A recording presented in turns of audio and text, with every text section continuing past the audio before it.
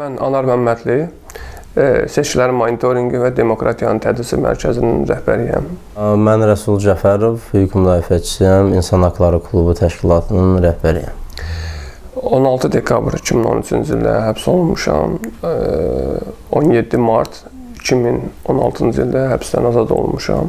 Mən 2014-cü ilin avqustunda həbs olunmuşam və 2016-cı ilin martına kimi həbsdə vaxt keçirmişəm, yəni həbsdə olmuşam. Mən məsələn Anar Məmmədli ilə qonşuydum. O 7-31-ci kameradaydı, mən 7-32-ci kameradaydım. Həbsimin təxminən bir həftəsinin tamamında biz bilmişik ki, biz qonşuyuq. Biz birbirimizi əlbəttə ki, görmürük.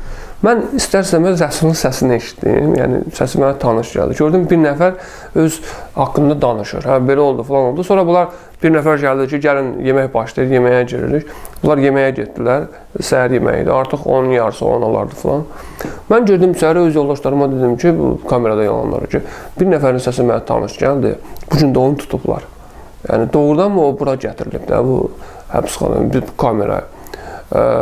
Dedilər, ola bilməz. O siz əgər tanırsınızsa, böyle eyni kameraya qoymazlar sizi.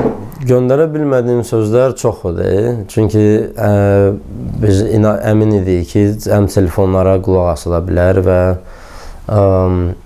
ona görə yox ki, biz o məsələləri gizli hesab edirdik. Sadəcə ona görə ki, bizdən əlavə biz o sözü kimlərə deyəcəyik, onlara müəyyən təhlükələr yarana bilər, risklər yarana bilər. Bu arada əsas bizim üçün yəni xəbərlər təbii ki, ailə üzvlərimiz və vəkillərlə görüşüdür. Ancaq telefonla da əlaqə saxlamaq imkanlarımız olurdu. Telefonla çox adama zəng eləmək imkanı olmurdu, təəssüf ki. Daha çox ailə üzvləri, keçmiş iş yoldaşları, həmkarlar, müəyyən qohum və dostlar. Ancaq telefonda danışıq müddəti adətən 10 dəqiqə olduğu üçün 10 dəqiqə ərzində hər kəslə danışmaq imkanı olmurdu. Amma müəyyən siyasi danışıqlar olanda dərhal telefonu kəsirdilər danışıqları. Yəni o vardı. Mən dəfələrlə olub ki, məsələn, müəyyən adamlarla artıq ictimai siyasi mövzularla söhbət edəndə gördüm ki, telefonun digər, yəni üçüncü tərəf qulaq asır. Biraz da söhbət edəndən sonra kəsilir telefon. 15-ci ilin avqustuna getmişdim cəza çəkmə müəssisəsinə. Orada təxminən noyabra, dekabr ayına qədər biz qəzet almaqda ciddi çətinlik çəkdik, amma ondan sonra nail olduq və qəzetlər gəlirdi. Qəzetlərdə özüm haqqım, nəinki mən, digər yoldaşlarla da bağlı da xəbərlər olanda onu kəsib götürürdülər. Və yaxud da həmin qəzetdə tutalım ki, Pərviz Həşimli də biz eyni həbsxanadaydıq, mənim barədə Tofiq Yaqublu'nun yazıları çıxırdı. Kəsib götürdüm, deyirdim ki, ümumiyyətlə həmin qəzet yoxdur. Artıq biz, məsəl üçün, 5 günün qəzetini əldə eləmişik. Bu günləri sayanda görürdük ki, məsələn, 3-cü günün qəzeti yoxdur. Çərşənbə gününün qəzeti yoxdur, cümə gününün qəzeti yoxdur. Sual da olur ki, nə baş verir? Bir neçə dəfədən sonra anladıq ki, orada bizlə bağlı yazılar gedir. Ona görə bunu həbsxana rəhbərliyi bunu yoxlayanda burada xüsusi şöbə var. Onlar o qəzetləri bizdən gizlədirlər. Biz elə olanda həbsxanadan artıq çölə mən soruşurdum ki, misal üçün çərşənbə axşamı qəzetində nə vardı bizlə bağlı ya digər yoldaşlar. Sonra o qəzetlər bizə gəlirdi kəsilmiş formada. Mənlə bağlı məqalə olurdusa, Pərvizlə bağlı və yaxud da ki, Tofiq bəylə bağlı məqalə kəsilmiş formada hansısa paltarın cibinə qoyurdular, tutalım ki, hansısa kitabın arasında olurdu. Yəni qəzet məqaləsidir və yaxud da qəzet səhifəsidir. Ən geniş yayılmış formalardan biri o idi ki, qəzetə nəyisə bükürdülər. Tutalım ki, meyvə tərəvəzi qəzetə bükürdülər. Mən bilirdim ki, bu meyvə tərəvəzə bükülmüş qəzetdə nəsə var. Mən məsələn, kitabların üzərində, yəni iç hissəsində çox hallarda çalışırdım karandaşla olsun, amma karandaş olmayanda qələm, yəni deyircəkli qələmlə də yazırdım. Adi mesajlar yazırdım. Yəni, salam, necəsiz, ümid edirəm, işləriniz yaxşıdır və s. Yəni, xüsusiləşmiş bir informasiya qeyd eləmirdim həmin hissədə. Amma elə məqamlar da var idi ki, həmin o kitabın hissələrini çox səliqəli şəkildə qayçı ilə kəsirdilər. Kitabı ötürürdülər və sonradan mənə evdən ya dostlardan kimsə deyirdi ki, o kitab niyə belə arxa ya ön hissəsi kəsilib? Amma artıq onda başa düşürdüm ki, o məktubu, yəni məktubu da yox, o mesajı vermək istəməyiblər, ötürməyə imkan verməyiblər. Hətta həbsimin bir neçə həftəsindən sonra təcridxanaya məktublar göndərilməyə başladı. Mənim bundan xəbərim yox idi.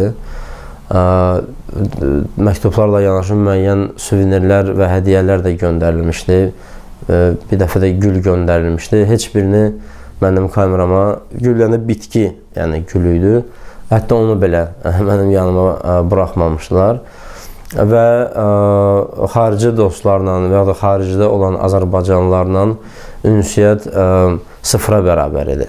Yəni, nə telefon vasitəsilə bunu etmək olurdu, nə məktublar vasitəsilə, ən azı ona görə ki, məktublar mənə buraxılmırdı. Məqalələri çap edib adi kağız formasında A4 vərəqində gətirəndə ingiliscə başa düşmürlər və soruşurdular, saxlayırlar bunu. Bir neçə dəfə bu təkrarlanmışdı. Onda mən məcbur oldum ki, onlara ideya verdim ki, siz bunu bir kitabçaya yığın, tikin, belə göndərin ki, yəni gələndə də baxsınlar ki, yəni yazıdır, ingiliscədir, kitabdır. Yəni biraz daha ciddi görünsün. Bəlkə bunlar A4 formatında, adi vərəqlər şəklində olmasını məktub kimi, hansısa təşkilatdan mənə bir necə deyim, yazışma kimi qəbul edirlər. Qoy bu belə görünməsin. Töhmət də almışam Bakı İstintaq Təcridxanasının belə deyək, o vaxtki rəhbərliyi tərəfindən Xədicəyə məktub yazmışdım. Yəni adi məktub idi, ürək-dirək məktubu idi ki, yeni həbs olunmuşdu Xədicə. 2015-in 14-ün dekabr ayı idi, sonlarına yaxın. Yəni o məktuba görə töhmət tamamilə qanunsuz idi əslində baxanda və buna görə də mən töhməti imzalamaqdan imtina elədim. Töhməti də götürmürdüm. Açdılar qapını, atdılar töhməti kameranın içinə, qaçıb getdilər. Yəni töhməti belə almışam, mən də götürüb onu cırdım, tulladım. Mən deməli iki dəfə töhmət almışam. İkisində də yazı məsələsi idi. Mən yazını ailə üzvlərinə vermək istəyirdim, mənim üstümdən yazı çıxdı. Yəni elə idi. İkincisində isə yəni müsahibə idi bu. Ancaq mən onlara dedim ki, bu müsahibəni artıq saxlaya bilməyəcəksiniz, çünki mən müsahibəni vermişəm. Mən müsahibəni telefonla vermişdim. Yəni biləsiniz.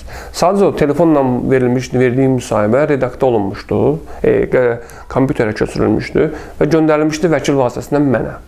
Mən o müsahibəni redaktə eləmişdim. Redaktə eləyib, düzəlişlər eləyib geri qaytarmışdım.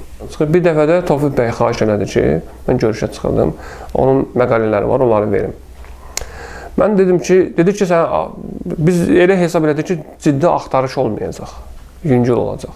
Ona görə mən onu çox yüksək səviyyədə gizlətmədim.